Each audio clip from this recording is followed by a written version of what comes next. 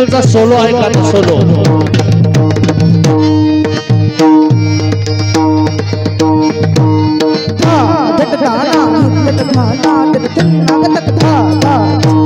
कमी करायचा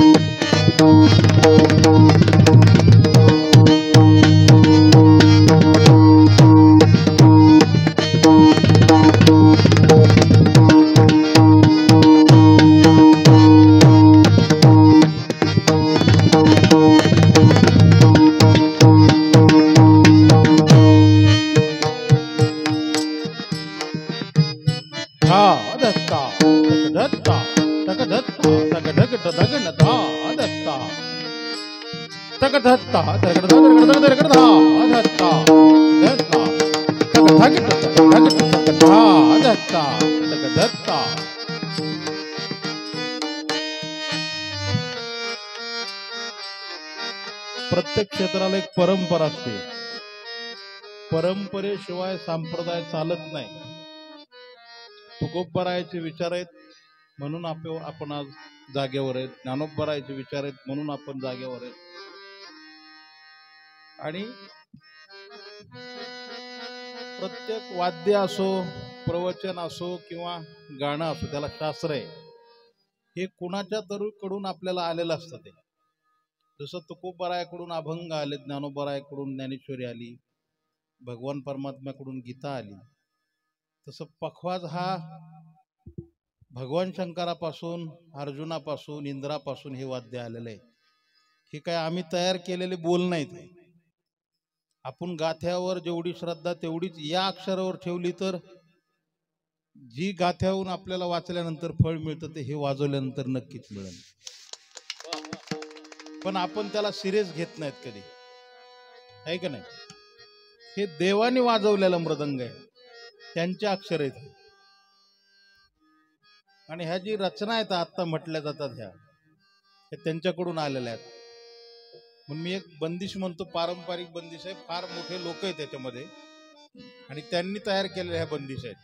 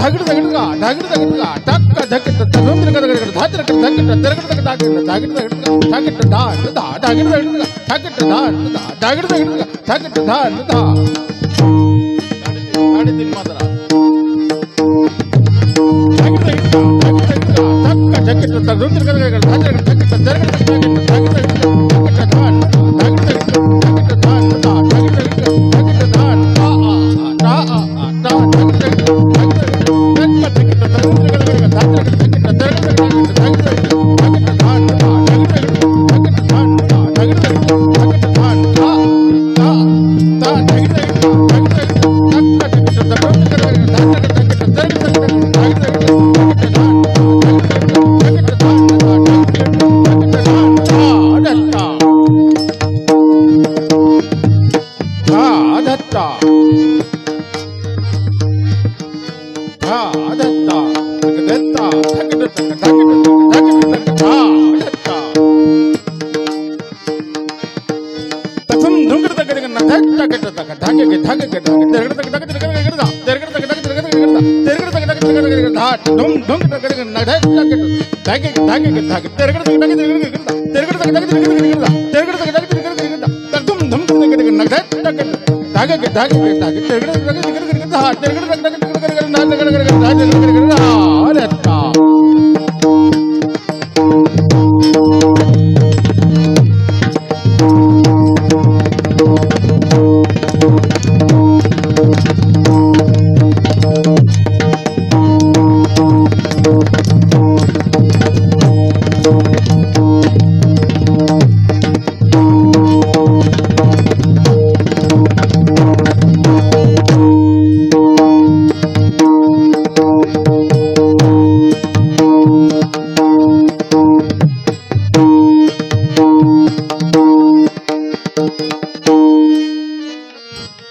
बंदिश मी तयार केली आहे. प्रयत्न करतो. धा धत्ता धीटा ताका तट तग तग ठ द द तग द धग तग दन तडन नग नग धग तग धग तग धग धति कात धति कात तदा तडन नग नग धग तग धग तग धति कात धति कात तदा तडन नग नग धग तग धग धति कात तदा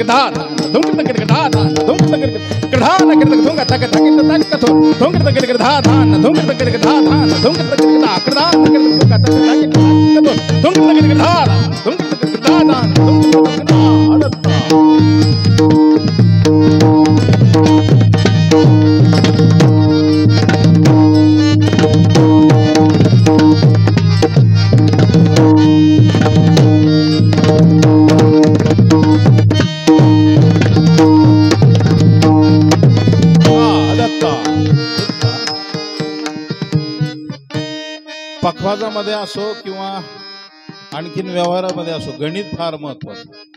ज्याचं गणित पक्क आहे ना तो व्यवहारातही शेवटपर्यंत पक्का राहतो. म्हणून मारवाडी समाजामध्ये लोक व्यवहारात मोठे होतात, त्यांचं गणित पक्क असतं. आपलं गणित व्यवस्थित नसतं म्हणून आपण व्यवहारात फसतो. पखवाजामध्ये सुद्धा गणित फार महत्वाचं आहे. पखवाज हे सहजासहजी वाद्य प्राप्त होणारं नाही. हरिपाठ वाजवला, कीर्तन वाजवला म्हणजे पखवाज आला असं बिलकुल नाही. हे ग्रामीण भागातल्या सर्वसामान्य लोकांना आनंद मिळतो. परंतु आपल्यासाठी बुद्धीला घर्षण म्हणून याला गणित जर वापरलं तर पखवाज फार इंटरनॅशनलचं वाद्य झालेलं आहे. आज हे आपल्याकडं फक्त त्याला हरिपाठात कीर्तनातच महत्व आपण असं मानतो. कसं असतं, एखादा बोल संपल्यानंतर 2 मात्रा थांबणं फार सोपं आहे, 1 मात्रा सोपं आहे. 2.5 कसं थांबायचं? तुम्ही 1 म्हणता, 2 म्हणता, 2.5 कसं? 2.5 कुठपर्यंत थांबायचं? त्याला किती लेवल आहे, कुठपर्यंत थांबायचं? पखवाजात तेवढं थांबल्या जातं, त्याला खंड म्हणतो आपण. म्हणजे आपण त्याला किती वेळ थांबतो आपण, आहे की नाही? म्हणजे 2.5 मात्रा, 3.5 मात्रा या गोष्टी फार महत्वाच्या आहेत. आणि हे पखवाज वादकाला काही अंशतः का व्हायना पण ते प्राप्त झालं पाहिजे. गणित पाऊन मात्रा कसं थांबायचं? म्हणजे 1 मात्रा झाली, 1 2 2 मात्रा झाल्या, पण 1 2 2.5 कसं थांबायचं? अवघड आहे हे. पण हे शिकल्याशिवाय, गुरुकडून कुठंतरी मार्गदर्शन घेतल्याशिवाय हे येत नाही. हे जर असलं तर संगीतामध्ये मजा आहे. म्हणजे संगीत वेडे जी माणसं असतात यांना माणसाची गरज नसते बरं का, दर्दी लोकांची फार गरज असते या लोकांना. हे फार म्हणजे संगीत वेडे माणसं असतात हे लोकांना. आणि आपल्या ग्रामीण भागामध्ये या गोष्टी फार कमी प्रमाणात आहेत. परंतु आपण जर आता पुणे सोडलं की या गोष्टी फार सातत्याने पाळल्या जातात आणि त्यालाच किंमत आहे याच्यामध्ये.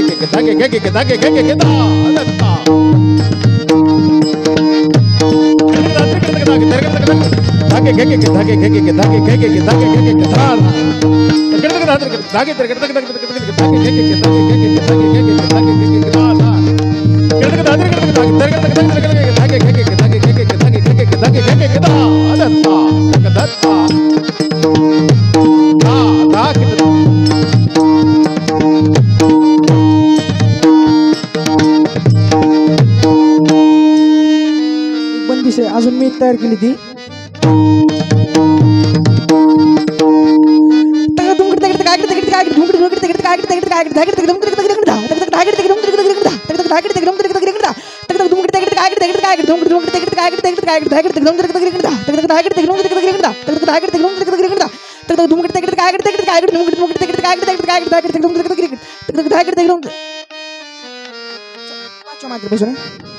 एक दोन तीन चार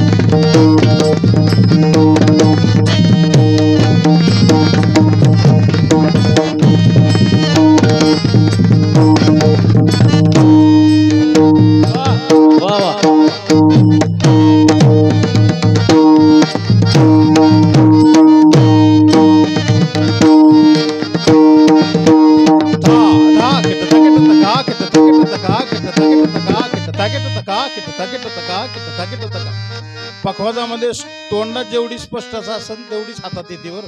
म्हणून शिकणाऱ्या मुलांनी एक लक्षात ठेवायचं की तोंडातली स्पष्टता अगोदर तुमची निर्माण करायची. पखवाजामध्ये तेवढीच स्पष्टता निर्माण होते. तोंडात जेवढा स्पीडनी बोल निघतो तेवढाच हातात निघतो, अन्यथा निघत नाही. म्हणून तोंडात स्पष्टता पाहिजे. बरोबर आहे.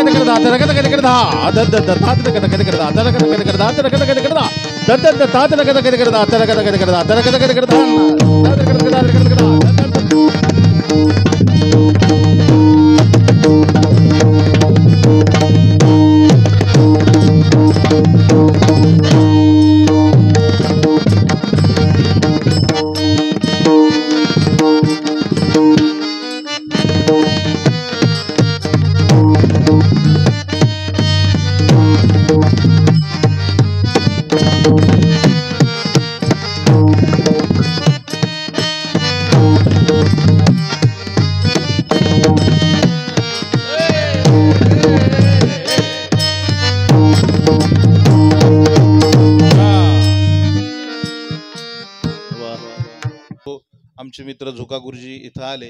देवीदासजी जाधव मनाळ महाराजांनी सांगितलं की गुरुजींना बी घेऊन या, मला पण आनंद मिळेल, सर्व लोकांना पण आनंद मिळेल. परंतु आता 7 दिवस लोक ही कथा ऐकून कंटाळलेले असतात आणि वेळ फार झाला होता. म्हणून चला आपण आहे ते एवढ्यानीच आनंद घेतला, हे काय थोडं आहे का नाही. गुरुजींना मी विनंती करतो, दौलत गुरुजींना, आपण भैरवी चाल म्हणली तरी हरकत नाही.